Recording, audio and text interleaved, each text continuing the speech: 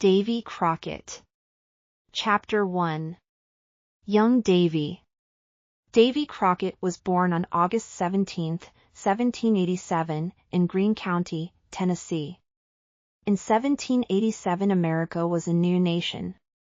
Most of the territory was a wilderness. Davy Crockett was born in the wilderness. His father, John Crockett, was an Irish immigrant. He fought in the American Revolution. He was a very courageous man. Davy had a difficult childhood. His family was poor. When he was 12 years old, his father said, "Davy, our family doesn't have any money. You must go to work as a cattle herder." "All right, father," said Davy. "I'm happy to help the family." Davy traveled 400 miles on foot. He took cattle from Tennessee to other places. When he finished his work, he was far from home. He was lost. Davy walked 400 miles. When he returned home, he was very tired. Davy gave his father the money he made. His father was happy and said, "Thank you, Davy. Now we have some money for the winter months." "I can do it again to help the family," Davy answered. The years passed. Davy went to school when he had time. He spent most of his time hunting in the forest. He was the best shooter and hunter in Tennessee. He entered many shooting competitions and won them all. He called his rifle Old Betsy. For years Davy hunted bears and other wild animals. He was a trapper. Once he hunted 100 bears in 6 months. It was dangerous to hunt bears. Davy was very courageous and strong. He knew the forest well. The Indians were his good friends. He ran fast and was a strong fighter. He fought with the wild cats of the mountains. Some people said that one day Davy saw a raccoon in a tree. He wanted to shoot it, but the raccoon saw him and said, "Wait a minute. Are you Davy Crockett?" Davy answered, "Yes, I am." The raccoon answered, "Then don't shoot. I'll come down from the tree." And the raccoon came down from the tree. Chapter 2. The Creek Where. Everyone liked Davy Crockett. He was always happy, with a big smile. He was honest and always helped others. Davy was a tall man. He wore a coonskin cap, buckskin trousers, and a buckskin jacket. He always carried his long rifle, Old Betsy. In 1806 Davy married Polly Finley. She was a school teacher. They had 2 sons and a daughter, John, Joseph, and Judith. After a few years, the Crockett family moved into the Tennessee Hills. The Tennessee Hills were near hostile Indian country. In 1812 the war between the United States and Britain began. The Mohawk and Creek Indians fought with the British against the Americans. The American General Andrew Jackson organized a small army. He wanted to fight the Creek Indians and the British. Davy fought with this army. He was a scout because he knew the territory well. His work as a scout was very important. Davy traveled across Tennessee, the Mississippi Territory, Florida, and Louisiana with General Jackson's army. The Battle of New Orleans was a big victory for General Jackson and the Americans. The war ended in 1814. The British lost the war. The Indians lost their territories and went away. New American families settled in the Tennessee Hills. At the end of the war Davy returned home to his family. Unfortunately, his wife Polly died. Life was again difficult for Davy. He worked as a trapper and took care of his 3 children. After some time, Davy met Meg Mackinac. Meg's father was an American trapper. Her mother was a Cherokee Indian. Davy fell in love and married her. They had twins. Davy named the twins George and Washington in honor of America's first president. There were now 5 children in the Crockett family. Chapter 3. Davy enters politics. Davy and his big family wanted to live in Lawrenceburg, Tennessee. Davy bought a covered wagon. He and his family put all of their things inside the wagon: chairs, tables, beds, clothing, and many other things. 4 strong horses pulled the big wagon. Davy and his wife sat in the front. The 5 children were inside the wagon. After traveling in the forests and mountains, they arrived in Lawrenceburg. This was their new home. Davy opened a mill. He was a hard worker. His neighbors liked him. Everybody in Lawrenceburg liked him. He became a representative of the town government. He was very popular. People liked listening to his stories about hunting bears and about the War of 1812. They admired his honesty and courage. Davy was different from other politicians. His speeches were never boring. His message was clear. He spoke to the people in simple language. He dressed like them too. He always wore his coonskin cap and his buckskin trousers and jacket. One day at an important meeting he didn't know what to say. So he looked at the people and said, "Today, I am like a man trying to drink water from an empty barrel. I'll tell you a funny story and then we can go home." Davy soon became a representative of the government of Tennessee. Now he was in politics. He helped his people in many ways. At first, many politicians laughed at Davy because he never wore a suit. After some time, these politicians admired and respected him. Davy was an honest man. Everyone believed what he said. His buckskin jacket had 2 big pockets. In his right pocket Davy had a bottle of whiskey. When he met his friends, he gave them some whiskey. In those days, it was common to give some whiskey to friends. Chapter 4. Congressman Crockett. Davy often went to Nashville, the capital of Tennessee. In Nashville, he worked for the Tennessee government. One day, while Davy was working for the Tennessee government, a big flood destroyed his mill. This was terrible. He was very unhappy because he lost a lot of money. When he returned to Lawrenceburg, he started a new type of work. This time he made barrels. He sold these barrels in New Orleans, Louisiana. New Orleans was about 400 miles away. To go to New Orleans, he traveled on the Mississippi River. He had a big boat to carry the barrels. It was difficult to travel on the Mississippi River. There were many dangers. One day his boat had a bad accident. It began to sink. Davy almost drowned. He lost his boat and his barrels, but he didn't lose his life.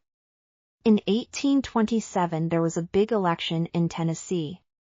Davy Crockett became a United States congressman. This was a great honor for him.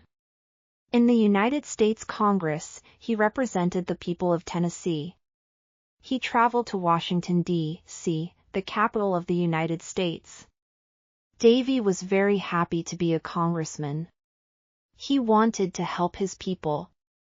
There were congressmen who wanted to take land away from the Fox Indians of Tennessee. Davy protected these Indians. He fought against dishonest congressmen.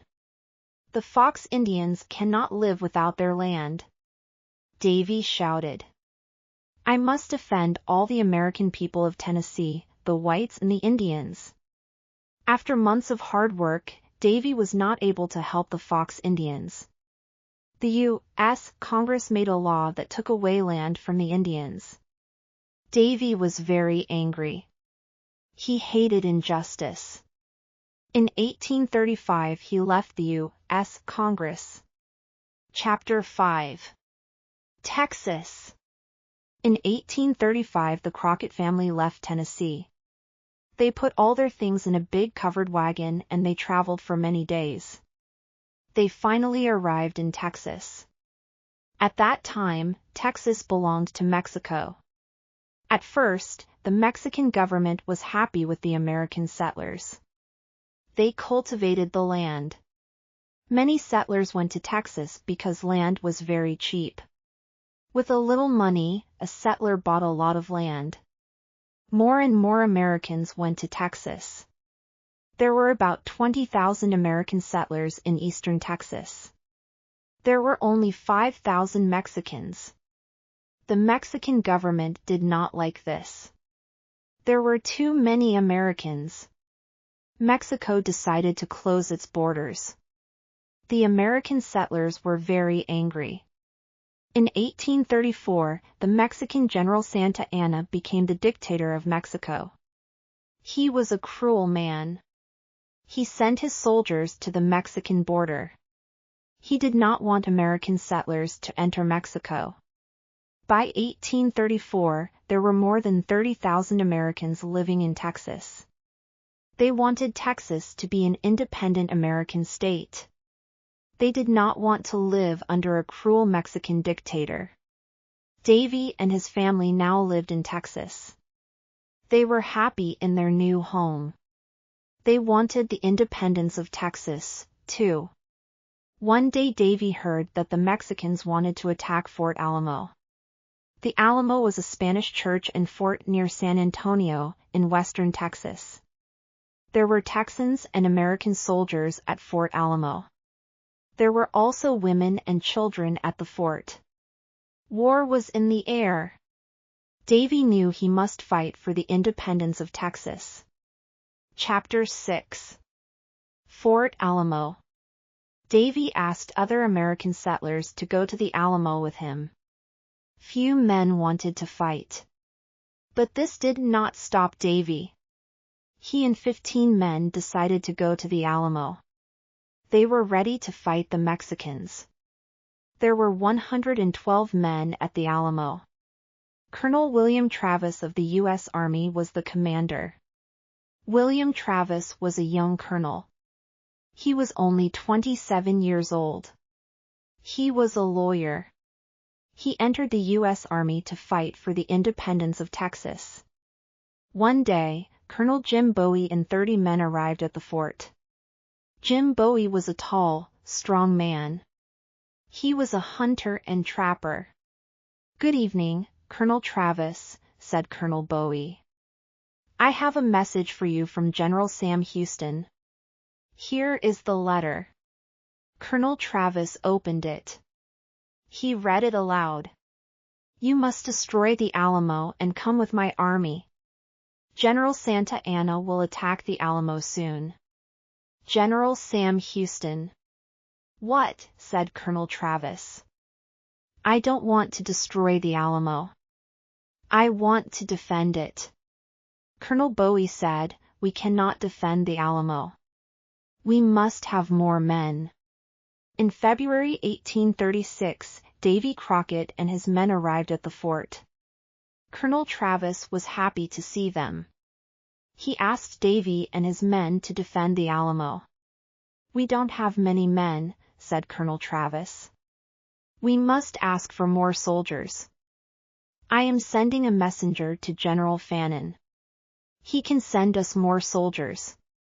Davy said, "My men and I want to defend the Alamo. We are hunters and trappers. Our long rifles can shoot at a great distance." Davy Crockett and Jim Bowie became good friends. Together they repaired the walls of the fort. They cleaned the rifles and the cannons. They were ready for the battle.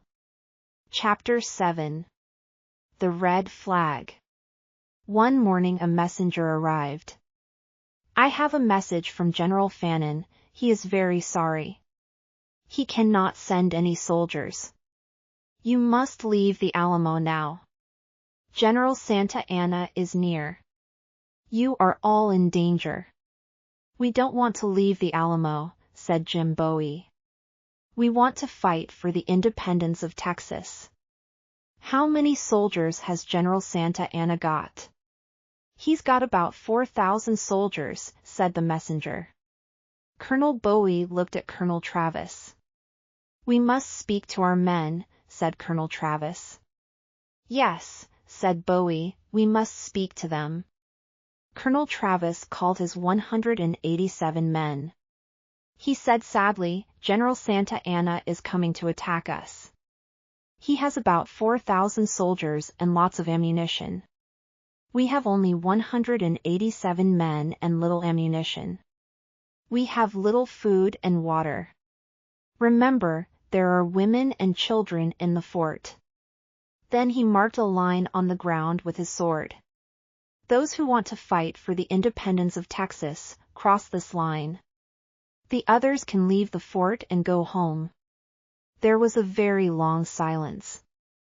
Davy thought about his wife and his 5 children. Then he thought about the independence of Texas and the American settlers.